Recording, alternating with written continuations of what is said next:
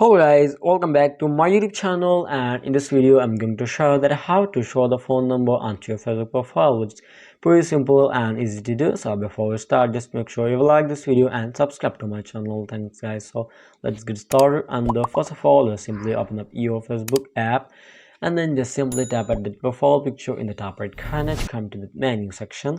Once you come to a menu section, just simply tap at the gear in the top right corner to open up settings and privacy.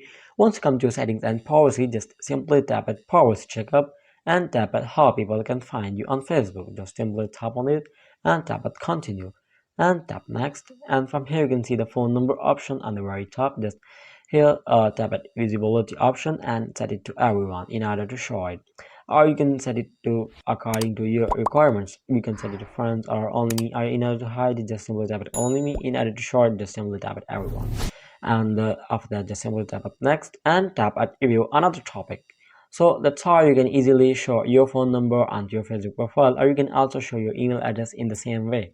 So I hope it helps you guys, and if you think that this video helped you and you learn how to show your phone number onto your Facebook profile, so then make sure you like this video and subscribe to my channel. Thanks guys, goodbye till the next video, and do not forget to check the latest video on the end screen.